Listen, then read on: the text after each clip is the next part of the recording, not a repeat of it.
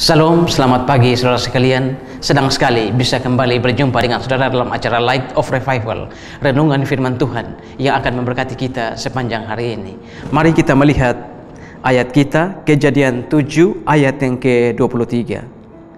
Demikianlah dihapuskan Allah segala yang ada, segala yang di muka bumi, baik manusia maupun hewan dan binatang, dan burung-burung di udara, sehingga semuanya itu dihapuskan dari atas bumi.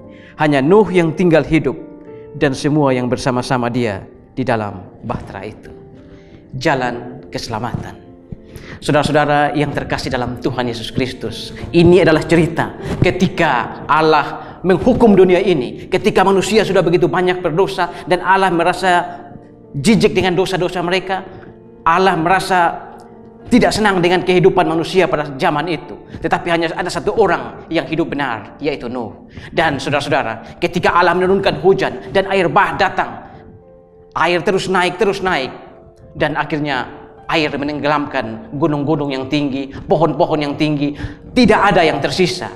Dan ketika itu Allah memerintahkan kepada Nuh untuk naik ke atas bahtera itu. Dan saudara, orang-orang yang selamat dari zaman Nuh hanyalah orang-orang yang ada di atas bahtera dan binatang-binatang yang ada di atas bahtera.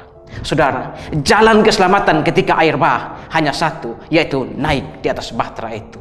Allah atau Tuhan memang selalu menyediakan satu cara dan satu jalan untuk selamat. Tidak ada jalan lain untuk selamat ketika air bah datang. Dan saudara, ini juga berlaku untuk kita saat ini. Kalau kita yang berdosa, banyak berbuat dosa, banyak berbuat kejahatan. Dan ketika kita mau terbebas dari hukum neraka, karena bagi orang-orang yang berbuat salah, sudah sepantasnya kita dihukum ke dalam neraka. Tetapi saudara, jika saudara mau terlepas dari hukuman neraka, mau bebas dari hukuman Allah, maka jalan yang Allah sediakan cuma satu. Sama seperti ketika air bah, dan Allah menyediakan satu jalan untuk selamat, yaitu naik ke atas bahtera. Maka ketika saudara berdosa, hanya ada satu jalan untuk selamat, yaitu di dalam Yesus Kristus. Karena itu saudara, kalau saat ini saudara aktif dalam gereja, aktif dalam berbagai pelayanan, tapi saudara belum memiliki Yesus, maka saudara akan mati dalam dosa-dosa.